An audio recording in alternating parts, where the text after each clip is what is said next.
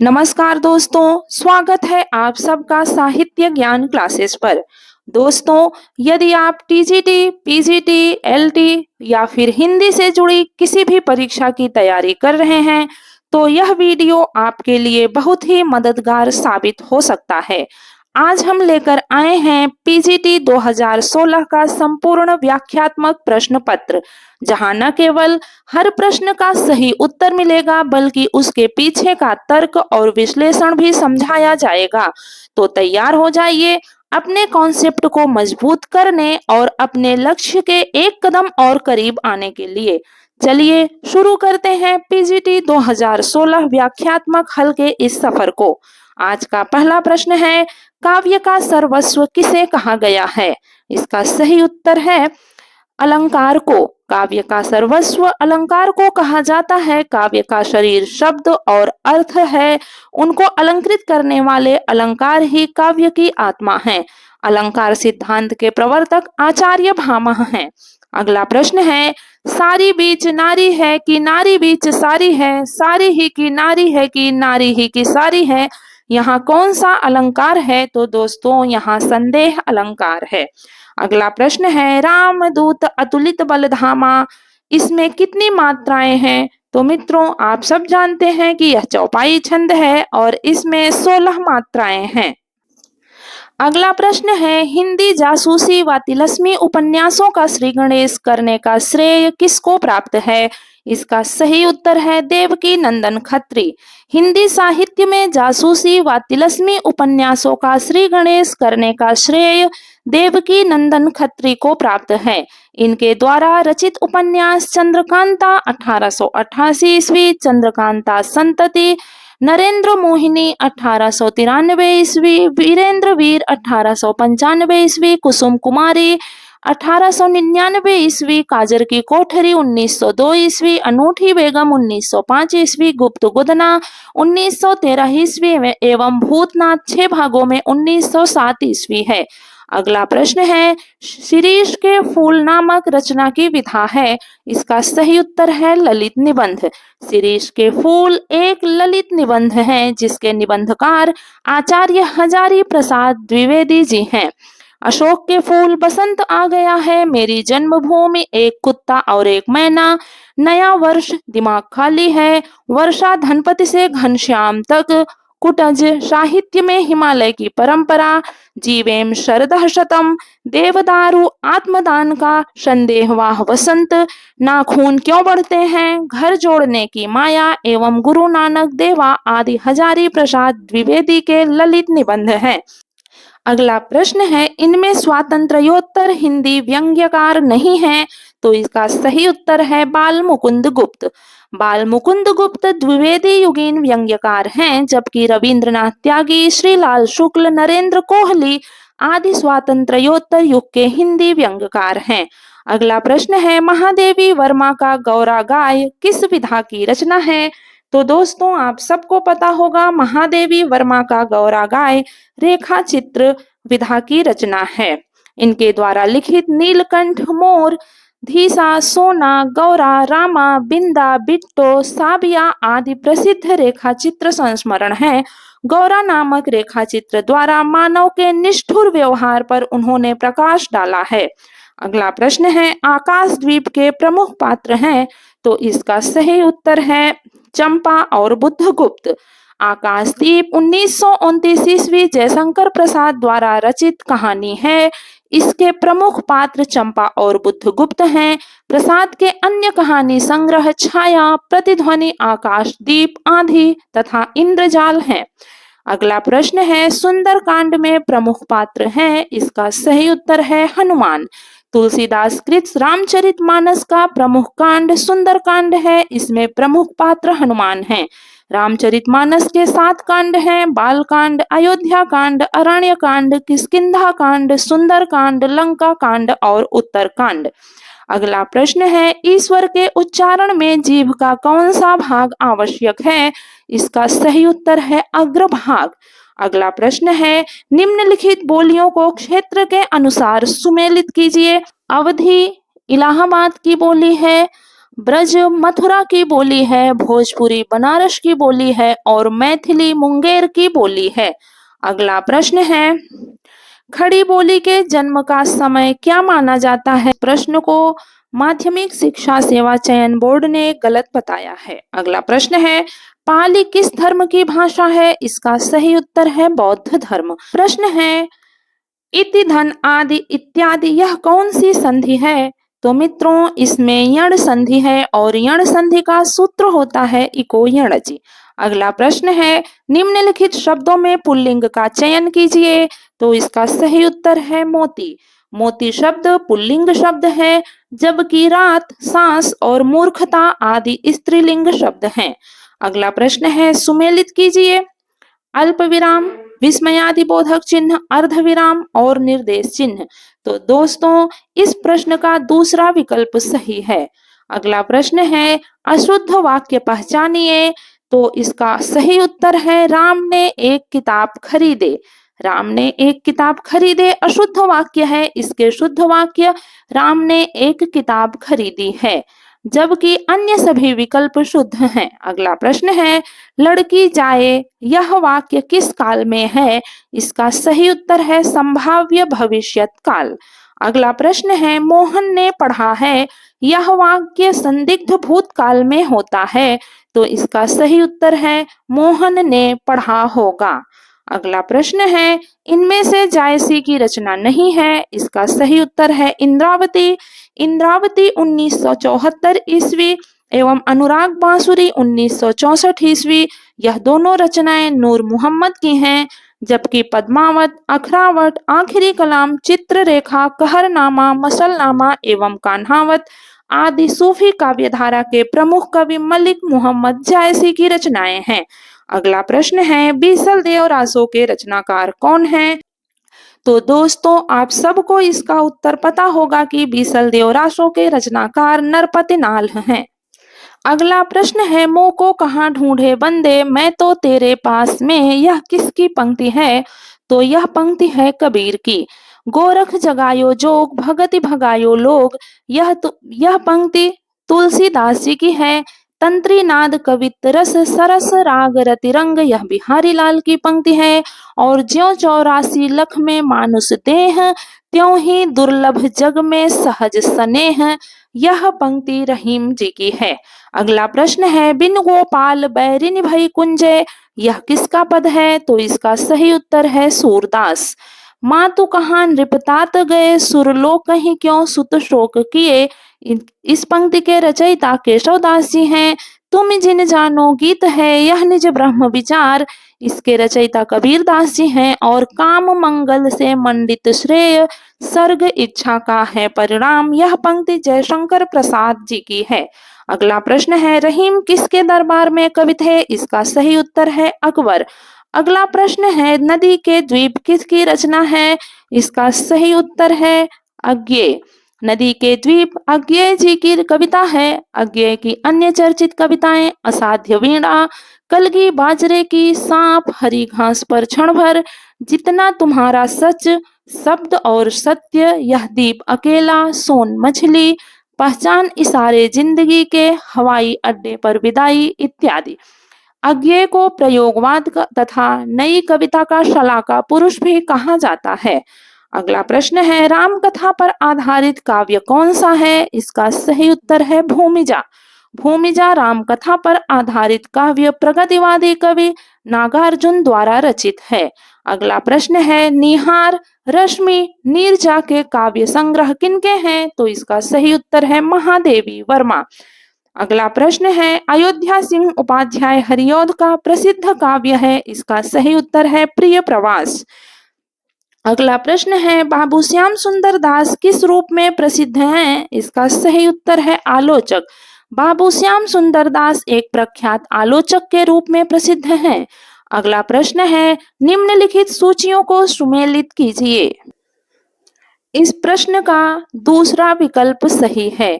प्रेमचंद्र शतरंज के खिलाड़ी, जयशंकर प्रसाद आकाशदीप, भगवती प्रसाद वाजपेयी, निदिया लागे, जैनेन्द्र कुमार अपना अपना भाग्य। अगला प्रश्न है, सुमेलित कीजिए। इस प्रश्न का चौथा विकल्प सही है। गोविंद वल्लभ पंत ने वरमाला की रचना की। लक्ष्मी नारायण मिश्र का नाटक है सिंदूर की होली। जयशंकर प्रसाद का नाटक है स्कंदगुप्त और चतुरसेन शास्त्री का नाटक है उत्सर्ग। अगला प्रश्न है, खंड काव्य की परिभाषा क्या है? इसका सही उत्तर है किसी आदर्श पुरुष के जीवन के एक विशिष्ट अंश की मार्मिक कथा प्रस्तुति। अगला प्रश्न है, शब्दालंकार में यह नहीं है। इसका सही उत्तर है उपमा। उपमा अलंकार अर्थालंकार के अंतर्गत आता है, जबकि शब्दालंकार में अनुप्रास, यमक और श्लेष वक्रोक्ति अलंकार आते हैं। अगला प्रश्न है, छंद में प्रायः कितने चरण होते हैं? तो इसका सही उत्तर है 4 चरण। अगला प्रश्न है, इनमें कौन शब्द शक्ति का भेद नहीं है? इसका सही उत्तर है श्रोता। अगला प्रश्न है, सुमेलित कीजिए। तो मित्रों, इस प्रश्न का तीसरा विकल्प सही है। आचार्य हजारी प्रसाद द्विवेदी का निबंध है बसंत आ गया। बनारसी दास चतुर्वेदी का निबंध है मेरी तीर्थ यात्रा। वासुदेव शरण अग्रवाल का निबंध है राष्ट्र का स्वरूप और प्रताप नारायण अग्रवाल का निबंध है दांत। अगला प्रश्न है, शरद जोशी द्वारा लिखित व्यंग्य लेख नहीं है। इसका सही उत्तर है शोक सभा। शोक सभा 1974 ईस्वी में व्यंग्य लेख रविंद्रनाथ त्यागी जी की रचना है। अगला प्रश्न है, इनमें कौन सी रचना आत्मकथा है? इसका सही उत्तर है बचपन। बचपन महात्मा गांधी की आत्मकथा है। ठेले पर हिमालय धर्मवीर भारती का निबंध है। निंदारस हरिशंकर परसाई का निबंध है और आखिरी चट्टान मोहन राकेश का यात्रा वृत्तांत है। अगला प्रश्न है, किसने ध्वनि को सर्वप्रथम काव्यात्मा माना? इसका सही उत्तर है आनंदवर्धन ने। अगला प्रश्न है, कनक कनकते सौगुनी मादकता अधिकाय, या खाए बौराय है वा पाए बौराय। इन पंक्तियों में कौन सा अलंकार है? तो इस प्रश्न का सही उत्तर है यमक अलंकार। अगला प्रश्न है, प ध्वनि का उच्चारण स्थान क्या है? इसका सही उत्तर है ओष्ठ्य। अगला प्रश्न है, इनमें से कौन सी बोली पश्चिमी हिंदी वर्ग की नहीं है? इसका सही उत्तर है अवधी। पश्चिमी हिंदी में आने वाली बोलियां हैं कौरवी, हरियाणवी या बांगरू, ब्रजभाषा, बुंदेली, कन्नौजी और राजस्थानी हिंदी में आने वाली बोली है मारवाड़ी, जयपुरी या ढूंढाड़ी, मेवाती और मालवी। पहाड़ी हिंदी में आने वाली बोलियां कुमाऊनी और गढ़वाली हैं। पूर्वी हिंदी में आने वाली बोली है अवधी, बघेली, छत्तीसगढ़ी और बिहारी हिंदी में आने वाली बोली है भोजपुरी, मगही, मैथिली। अगला प्रश्न है, जिस भाषा में अरबी, फारसी, तुर्की शब्दों का अधिक प्रयोग होता है वह कौन सी भाषा है? इसका सही उत्तर है हिंदुस्तानी। जिस भाषा में अरबी, फारसी, तुर्की शब्दों का अधिक प्रयोग होता है उसे हिंदुस्तानी भाषा कहते हैं। अगला प्रश्न है, निम्नलिखित में तत्सम शब्द है। इसका सही उत्तर है गृह। अगला प्रश्न, सज्जन का संधि विच्छेद क्या होगा? इसका सही उत्तर है सत धन जन। अगला प्रश्न है, सही शब्द की वर्तनी पहचानिए। इसका सही उत्तर है अतिवृष्ट। अगला प्रश्न है, मैंने पत्र लिखा वाक्य में पत्र कौन सा कारक है? इसका सही उत्तर है कर्म। अगला प्रश्न है, शुद्ध वाक्य पहचानिए। इसका सही उत्तर होगा मोहन ने रोटी खाई, जबकि अन्य सभी वाक्य अशुद्ध हैं। अगला प्रश्न है, जिसे किसी बात के जानने की इच्छा हो उसे कहते हैं। इसका सही उत्तर है जिज्ञासु। जिसे किसी बात के जानने की इच्छा हो उसे कहेंगे जिज्ञासु। जिसे मोक्ष प्राप्त करने की इच्छा हो उसे मुमुक्षु कहा जाता है। जो सब कुछ जानता हो उसे सर्वज्ञ और जो बहुत सहनशील हो उसे सहिष्णु कहा जाता है। अगला प्रश्न है, ऊंट शब्द का स्त्रीलिंग रूप है। इसका सही उत्तर है ऊंटनी। अगला प्रश्न है, इसमें ज्ञानाश्रयी शाखा के संत कवि नहीं है। इसका सही उत्तर है परमानंद दास। परमानंद दास सगुण काव्य धारा के कृष्ण भक्ति शाखा के अष्टछाप के प्रमुख कवि हैं, जबकि मलूक दास, धर्मदास तथा रैदास सभी निर्गुण काव्य धारा के ज्ञानाश्रयी शाखा के प्रमुख कवि हैं। अगला प्रश्न है, निम्नलिखित में कौन सी पंक्ति पद्मावत की नहीं है? इसका सही उत्तर है भूली चकोर दीठी मुख लावा, मेघ घटा मह चंद दिखावा।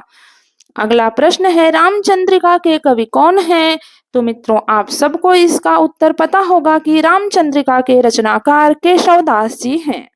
अगला प्रश्न है, पृथ्वीराज किसके प्रति अनुरक्त था? इसका सही उत्तर है संयोगिता के। अगला प्रश्न है, तुम्हारे घर आवो जी प्रीतम प्यारा, चुन चुन कलियां मैं सेज बनाऊं, भोजन करूं मैं सारा। ये पंक्तियां किनकी हैं? तो मित्रों यह पंक्तियां मीराबाई जी की हैं। मिलन का नाम मत लो मैं विरह में चिर हूं, यह महादेवी वर्मा की पंक्ति है। जाति अजाति विवाह अधम उत्तम का पारक, यह विद्यापति की पंक्ति है। और कंद मूल भोज करें, कंद मूल भोग करें, तीन बेर खाती सो तीन बेर खाती हैं, यह भूषण जी की पंक्ति है। अगला प्रश्न है, इनमें मैथिली शरण गुप्त की रचना नहीं है। इसका सही उत्तर है प्रेम पथिक। प्रेम पथिक 1914 ईस्वी छायावाद के प्रमुख रचनाकार जयशंकर प्रसाद की रचना है। अगला प्रश्न है, कुकुरमुत्ता, नए पत्ते तथा तुलसीदास किन की कृतियां हैं? इसका सही उत्तर है निराला जी की। अगला प्रश्न है, नागार्जुन का असली नाम क्या है? इसका सही उत्तर है वैद्यनाथ मिश्र। अगला प्रश्न है, नई कविता के तीसरा सप्तक के कवि कौन है? इसका सही उत्तर है केदारनाथ सिंह। सच्चिदानंद हीरानंद वात्स्यायन अज्ञेय के संपादकत्व में 4 सप्तक प्रकाशित हो चुका है जो निम्नवत है। तार सप्तक 1943 ईस्वी, दूसरा सप्तक 1951 ईस्वी, तीसरा सप्तक 1959 ईस्वी और चौथा सप्तक 1979 ईस्वी। तार सप्तक के कवि हैं अज्ञेय, रामविलास शर्मा, गजानन माधव मुक्तिबोध, प्रभाकर माचुवे, नेमिचंद्र जैन, गिरिजा कुमार माथुर, भारत भूषण अग्रवाल। और दूसरे सप्तक के कवि हैं शमशेर बहादुर सिंह, भवानी प्रसाद मिश्र, शकुंत माथुर, हरिनारायण व्यास, नरेश मेहता, धर्मवीर भारती, रघुवीर सहाय। तीसरे सप्तक के कवि हैं प्रयाग नारायण त्रिपाठी, मदन वात्स्यायन, विजय देव नारायण शाही, कुंवर नारायण, सर्वेश्वर दयाल सक्सेना, केदारनाथ सिंह, कीर्ति चौधरी। चौथे सप्तक के कवि हैं अवधेश कुमार, राजकुमार कुंभज, स्वदेश भारती, नंद किशोर आचार्य, सुमन राजे, श्रीराम शर्मा, राजेंद्र किशोर। अगला प्रश्न है, अलंकारों के कितने भेद हैं? इसका सही उत्तर है 3। अलंकार के 3 भेद होते हैं, शब्दालंकार, अर्थालंकार और उभयालंकार। अगला प्रश्न है, वृंदावन लाल वर्मा का प्रसिद्ध उपन्यास कौन सा है? इसका सही उत्तर है मृगनयनी। मृगनयनी 1950 ईस्वी वृंदावन लाल वर्मा का उपन्यास है। दादा कामरेड यशपाल का उपन्यास है। भाग्यवती श्रद्धाराम फिल्लौरी का उपन्यास है और सेवा सदन प्रेमचंद का उपन्यास है। अगला प्रश्न है, आदमी का बच्चा कहानी का मुख्य पात्र कौन है? इसका सही उत्तर है बग्गा साहब। आदमी का बच्चा कहानी के लेखक यशपाल हैं।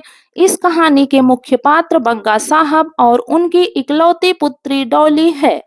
इस कहानी के माध्यम से यशपाल समाज में व्याप्त अमीरी गरीबी के भेदभाव को दर्शाते हैं और इस कहानी के माध्यम से यशपाल जी कहते हैं कि धन के अभाव में गरीबों को आवश्यक भोजन व शिक्षा नहीं मिल पाती, उन्हें समाज में उपेक्षित जीवन बिताना पड़ता है। अगला प्रश्न है, युगे युगे क्रांति के रचनाकार कौन हैं? इसका सही उत्तर है विष्णु प्रभाकर। विष्णु प्रभाकर के अन्य नाटक हैं टूटते परिवेश, कुहासा और किरण, डरे हुए लोग, वंदिनी, अब और नहीं, सत्ता के आर पार, श्वेत कमल, सूरदास। अगला प्रश्न है, आचार्य वामन के अनुसार काव्य के कितने गुण हैं?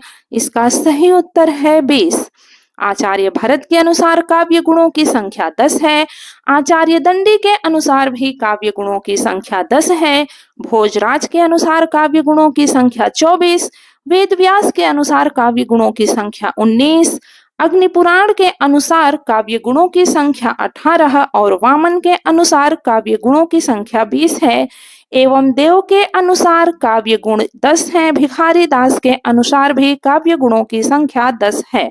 अगला प्रश्न है, निम्नलिखित पंक्तियों में कौन सा काव्य गुण है नील परिधान बीच सुकुमार खिल रहा मृदुल अध खुला अंग, खिला हो ज्यों बिजली का फूल मेघवन बीच गुलाबी रंग। इसका सही उत्तर है माधुर्य गुण। अगला प्रश्न है काव्य दोषों के कितने प्रकार बताए गए हैं? तो मित्रों, काव्य रचना के अंतर्गत भावों की अभिव्यक्ति में अवरोध उत्पन्न करने वाले तत्व काव्य दोष कहलाते हैं। अर्थात मूल रूप से रस और गौण रूप में शब्द और अर्थ के अपकर्षक द्वारा काव्य का उपकार करने वाले तत्व दोष कहलाते हैं। काव्य दोषों की संख्या अलग अलग बताई गई है, प्रश्न में किसी के अनुसार नहीं पूछा गया है, तो हम बता रहे हैं आपको कि किसके अनुसार कितने काव्य दोष हैं।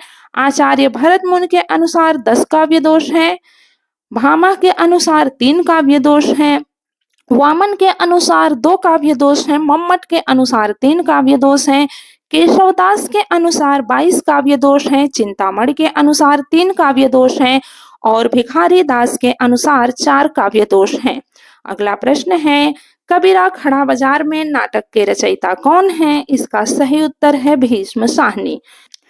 इस नाटक में कबीर का युग प्रवर्तक व्यक्तित्व का चित्रण किया गया है। भीष्म साहनी के अन्य नाटक हैं हानूस, माधवी, मुआवजे, रंग दे बसंती चोला और आलमगीर। अगला प्रश्न है सदाचार का ताबीज के लेखक कौन है? तो मित्रों, आप सबको इसका उत्तर पता होगा कि सदाचार का ताबीज के लेखक हरिशंकर परसाई जी हैं। सदाचार का ताबीज 1967 ईस्वी हरिशंकर परसाई का प्रसिद्ध निबंध है। परसाई जी के अन्य निबंध संग्रह हैं पगडंडियों का जमाना, जैसे उनके दिन फिरे, शिकायत मुझे भी है, ठिका हुआ प्रजातंत्र, अपनी अपनी बीमारी, वैष्णव की फिसलन, विकलांग श्रद्धा का दौर, भूत के पांव पीछे, बेईमानी की परत, सुनो भाई साधो, तुलसीदास चंदन घिसे, कहत कबीर, हंसते हैं रोते हैं, तब की बात और थी, ऐसा भी सोचा जाता है, पाखंड का आध्यात्म, आवारा भीड़ के खतरे, प्रेमचंद के फटे जूते। अगला प्रश्न है क्रोध निबंध के लेखक कौन है? तो आप सबको इसका उत्तर पता होगा कि क्रोध नामक निबंध के लेखक आचार्य रामचंद्र शुक्ल हैं। आचार्य रामचंद्र शुक्ल के निबंध संग्रह चिंतामणि भाग 1 1939 में संग्रहित है और चिंतामणि भाग 1 में संग्रहित अन्य निबंध है भाव या मनोविकार, उत्साह, श्रद्धा और भक्ति, करुणा, लज्जा और ग्लानि, लोभ और प्रीति, घृणा, ईर्ष्या, भय, क्रोध। कविता क्या है? अगला प्रश्न है घीसू और माधव किस कहानी के पात्र हैं? इसका सही उत्तर है कफन कहानी के। अगला प्रश्न है पद्मावत के रतन सेन की पत्नी का क्या नाम है? इसका सही उत्तर है नागमती। अगला प्रश्न है तार सप्तक, दूसरा सप्तक, तीसरा सप्तक का संपादन किसने किया? इसका उत्तर है अज्ञेय जी ने। अगला प्रश्न है विकास की दृष्टि से प्राकृत की पूर्वकालीन अवस्था का नाम क्या है? इसका सही उत्तर है पाली। अगला प्रश्न है इनमें से अपभ्रंश भाषा का काल कौन सा है? इसका सही उत्तर है 500 ईस्वी से 1000 ईस्वी तक। अगला प्रश्न है कार्य शब्द का तद्भव रूप क्या है? इसका सही उत्तर है काज। अगला प्रश्न है सही शब्द की वर्तनी पहचानिए। इसका सही उत्तर होगा क्रोधाग्नि। अगला प्रश्न है यथाशक्ति में कौन सा समास है? तो इसका सही उत्तर है अव्ययी भाव समास।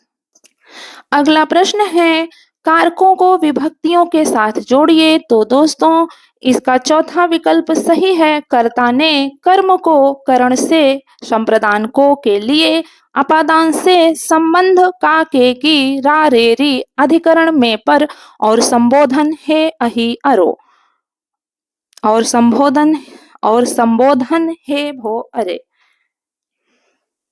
और संबोधन हे अहि अहो।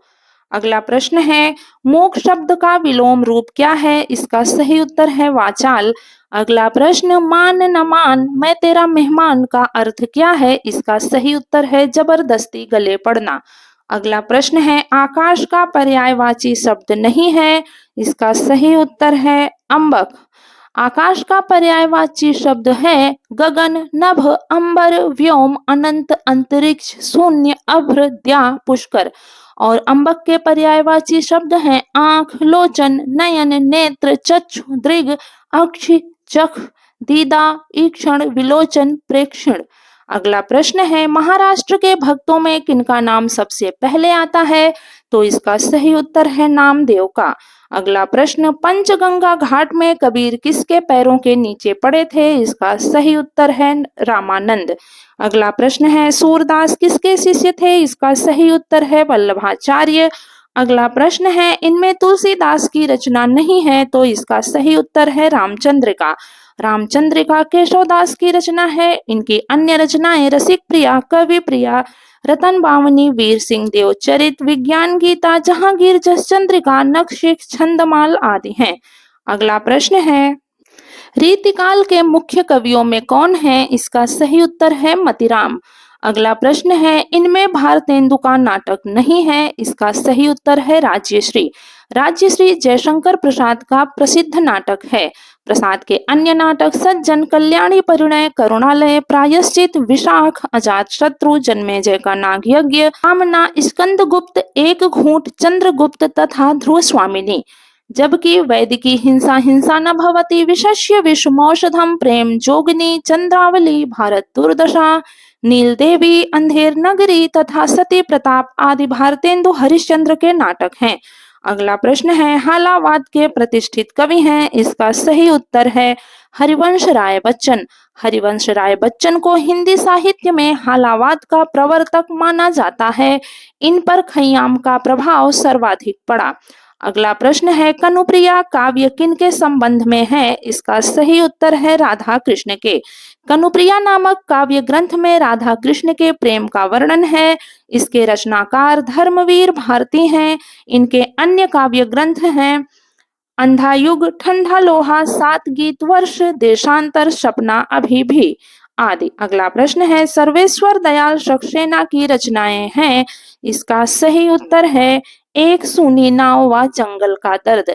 इनकी अन्य कृतियां हैं काठ की घंटियां, बांस का पुल, एक सूनी नाव, गर्म हवाएं, कुआनो नदी, जंगल का दर्द तथा खूंटियों पर टंगे लोग। अगला प्रश्न है शब्द शक्ति के कितने भेद होते हैं? इसका सही उत्तर है 3। अभिधा शब्द शक्ति, लक्षणा शब्द शक्ति और व्यंजना शब्द शक्ति। अगला प्रश्न बाबू देवकी नंदन का प्रसिद्ध उपन्यास है। इसका सही उत्तर है चंद्रकांता। चंद्रकांता उपन्यास हिंदी साहित्य में तिलस्मी अयारी उपन्यासों के प्रवर्तक देवकी नंदन खत्री का है। इनके अन्य उपन्यास हैं चंद्रकांता संतति, नरेंद्र मोहिनी, वीरेंद्र वीर, कुसुम कुमारी, काजर की कोठरी, अनूठी बेगम, गुप्त गोदना, भूतनाथ आदि। अगला प्रश्न है सोमा बुआ किस कहानी में मुख्य पात्र हैं? इसका सही उत्तर है अकेली। सोमा बुआ मन्नू भंडारी द्वारा लिखित प्रसिद्ध कहानी अकेली की पात्र हैं। अगला प्रश्न है इसमें जगदीश चंद्र माथुर का नाटक नहीं है। इसका सही उत्तर है अंधा युग। अंधा युग धर्मवीर भारती का गीति नाट्य है। पहला राजा नाटक जगदीश चंद्र माथुर का लिखा हुआ नाटक है। इनके अन्य नाटक है कोणार्क, शारदिया, रघुकुल रीति, दशरथ नंदन आदि। अगला प्रश्न है वीर रस का अस्थाई भाव क्या है? तो दोस्तों आप सबको पता होगा कि वीर रस का अस्थाई भाव उत्साह होता है। अगला प्रश्न है तुलसी रघुवीर प्रियाश्रम जानी है, बैठी विलंब लो कंटक काढ़े, जान की नाह को नेह लख्यो, पुलकी तनवारी विलोचन बाढ़े। यहाँ कौन सा रस है? तो दोस्तों इसका सही उत्तर है श्रृंगार रस। अगला प्रश्न है निम्नलिखित में से गीतिका छंद का उदाहरण कौन सा है? तो इस प्रश्न के 2 विकल्प सही हैं, बी और सी। तारे डूबे तमटल गया, छा गई व्योमलाली। और इसका दूसरा विकल्प भी सही है, हे प्रभु आनंद दाता ज्ञान हमको दीजिए। अगला प्रश्न है सुमेलित कीजिए। इसका उत्तर हम देखते हैं जहां एक शब्द के अनेक अर्थ निकले वहां श्लेष अलंकार होता है। जहां उपमेय में उपमान की संभावना हो वहां उत्प्रेक्षा अलंकार होता है। किसी वस्तु का बढ़ा चढ़ाकर वर्णन हो वहां अतिशयोक्ति अलंकार होता है। उपमेय और उपमान का प्रतिबिंब रूप से चित्रण हो वहां दृष्टांत अलंकार होता है। अगला प्रश्न है इनमें से संकलन त्रय में किसकी गणना नहीं की जाती? तो इसका सही उत्तर है प्रभाव संकलन। संकलन त्रय में समय संकलन, स्थान संकलन और कार्य संकलन आता है। अगला प्रश्न है, मोहन राकेश द्वारा लिखित आखिरी चट्टान किस विधा की रचना है? इसका सही उत्तर है यात्रा वृत्तांत। अगला प्रश्न है, भारत दुर्दशा के रचनाकार कौन है? तो इसका सही उत्तर है भारतेंदु हरिश्चंद्र। अगला प्रश्न, अमृतलाल नागर द्वारा रचित यशपाल बड़ा ठोस आदमी है कौन सी विधा है? तो दोस्तों, अमृतलाल नागर द्वारा रचित यशपाल बड़ा ठोस आदमी संस्मरण विधा की रचना है। अगला प्रश्न है, कहुरे मधुकर मधुमतवारे कहा करो निर्गुण लय कह हो जीवहु कान्ह हमारे। ये पंक्तियां किस काव्य की हैं? इसका सही उत्तर है भ्रमर गीत। यह पंक्तियां सूरदास के भ्रमर गीत से ली गई हैं। अबला जीवन हाय तुम्हारी यही कहानी, आंचल में है दूध और आंखों में पानी, ये पंक्तियां यशोधरा से ली गई हैं। वेद ने तू भी भली बनी, यह साकेत की पंक्ति है। और पाई मैंने आज तुझी में अपनी चाह धनी, यह जयद्रथ वध की पंक्ति है। अगला प्रश्न है, आधुनिक आर्य भाषाओं के वर्गीकरण के अनुसार पूर्वी समुदाय की भाषा नहीं है। इसका सही उत्तर है मराठी। अगला प्रश्न है, हिंदी के अंतर्गत मुख्यतः कितनी बोलियां आती हैं? दिए गए विकल्प में 17 है, तो इसका सही उत्तर विकल्प ए 17 होगा। अगला प्रश्न है, हिंदी शब्द भंडार में कितने प्रकार के शब्द हैं? इसका सही उत्तर है 4 प्रकार के, तत्सम, तद्भव, देशज और विदेशज। अगला प्रश्न है, निम्नलिखित सूचियों को सुमेलित कीजिए। तो हम देखते हैं इसका सही उत्तर क्या है। च तालव्य है, व दंतोष्ठ्य है और द का उच्चारण स्थान दंत्य है, क का उच्चारण स्थान कोमल तालव्य है। अगला प्रश्न है, इनमें से कौन सा शब्द बहुब्रीहि समास का उदाहरण है? इसका सही उत्तर है पीतांबर। अगला प्रश्न है, लड़की पढ़ती है, यह वाक्य बहुवचन में क्या होगा? इसका सही उत्तर है लड़कियां पढ़ती हैं। अगला प्रश्न है, सुमेलित कीजिए।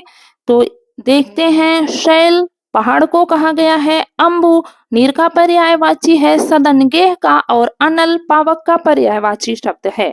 अगला प्रश्न है, सुमेलित कीजिए। इसका पहला विकल्प सही है। टांग अड़ाना का अर्थ अड़चन डालना, आग में घी डालना का अर्थ क्रोध बढ़ाना, दाल न गलना का अर्थ वश न चलना और कान भरना का अर्थ होता है चुगली करना। अगला प्रश्न है, राम रोटी नहीं खाता है, इस वाक्य का कर्मवाच्य रूप क्या होगा? इसका सही उत्तर है राम से रोटी नहीं खाई जाती है। अगला प्रश्न है, पृथ्वीराज रासो के कवि कौन हैं? इसका सही उत्तर है चंदबरदाई। अगला प्रश्न है, रामचरितमानस की भाषा है, इसका सही उत्तर है अवधी। अगला प्रश्न है, विद्यापति किसके आश्रित कवि थे? इसका सही उत्तर है विकल्प नंबर सी और डी। विद्यापति तिरहुत के राजा शिव सिंह और कीर्ति सिंह के दरबारी कवि थे। अगला प्रश्न है, रामचरितमानस में कितने कांड हैं? इसका सही उत्तर है विकल्प डी। रामचरितमानस में 7 कांड हैं। अगला प्रश्न है, बिहारी ने कितने दोहे लिखे हैं? तो दोस्तों, आप सबको इसका उत्तर पता होगा कि सतसई में कुल 719 दोहे हैं, लेकिन प्रश्न में दिए गए विकल्प के अनुसार 700 ही लिखेंगे। अगला प्रश्न है, इनमें भारतेंदु युग के साहित्यकार नहीं है। इसका सही उत्तर है प्रेमचंद्र। अगला प्रश्न है, कामायनी के प्रमुख पात्र हैं? इसका सही उत्तर है मनु। अगला प्रश्न है, इनमें सुमित्रानंदन पंत की रचना नहीं है। इसका सही उत्तर है परिमल। परिमल महाकवि सूर्यकांत त्रिपाठी निराला का काव्य संग्रह है। इनके अन्य काव्य संग्रह अनामिका, गीतिका, तुलसीदास, कुकुरमुत्ता, अड़िमा, बेला, नए पत्ते, अर्चना, आराधना, गीत गुंज तथा सांध्य काकली हैं, जबकि ग्रंथ, वीणा, पल्लव इत्यादि प्रकृति के सुकुमार कवि सुमित्रानंदन पंत की रचनाएं हैं। अगला प्रश्न है, धूमिल की रचनाएं हैं। इसका सही उत्तर है संसद से सड़क तक वा कल सुनना मुझे। अशोक वाजपेयी की रचना है शहर अब भी संभावना है, एक पतंग अनंत में, नरेश मेहता का महाप्रस्थान और प्रवाद पर्व। अगला प्रश्न है, श्रद्धा नामक पात्र किस महाकाव्य में है? इसका सही उत्तर है कामायनी। अगला प्रश्न है, वरदान उपन्यास के लेखक कौन है? इसका सही उत्तर है प्रेमचंद्र। प्रेमचंद्र के अन्य उपन्यास देवस्थान, रहस्य, प्रेमा, सेवा सदन, प्रेमाश्रम, रंगभूमि, कायाकल्प, निर्मला, प्रतिज्ञा, गबन, गोदान, मंगलसूत्र। मंगलसूत्र इनका अधूरा उपन्यास है। अगला प्रश्न है, पर्दा कहानी के लेखक कौन हैं? इसका सही उत्तर है यशपाल। यशपाल प्रगतिवादी लेखक हैं। इनकी अन्य कहानियां नीरस, रसिक, मकील, आदमी का बच्चा, धर्मरक्षा, प्रतिष्ठा का बोध, भूख के 3 दिन, महाराजा का इलाज। अगला प्रश्न है, आषाढ़ का एक दिन के रचनाकार कौन है? इसका सही उत्तर है मोहन राकेश। लहरों के राजहंस नाटक की रचना मोहन राकेश ने अश्वघोष के महाकाव्य शोरानंद के आधार पर किया है। आधे अधूरे नाटक को समकालीन जिंदगी का प्रथम सार्थक हिंदी नाटक माना जाता है और आधे अधूरे नाटक को मील का पत्थर भी कहा जाता है। तो दोस्तों, उम्मीद है कि पीजीटी 2016 का यह व्याख्यात्मक हल आपकी तैयारी में नई ऊर्जा और स्पष्टता लेकर आया होगा। याद रखिए, मेहनत वही सफल होती है जो सही दिशा में की जाती है। अगर यह वीडियो आपके लिए उपयोगी रहा हो तो इसे लाइक करें, शेयर करें और चैनल को सब्सक्राइब करें ताकि हर आने वाले पेपर के हल और टिप्स आप तक सबसे पहले पहुंचें। मिलते हैं अगले वीडियो में नई उम्मीद, नए उत्साह और नई सफलता के साथ। धन्यवाद।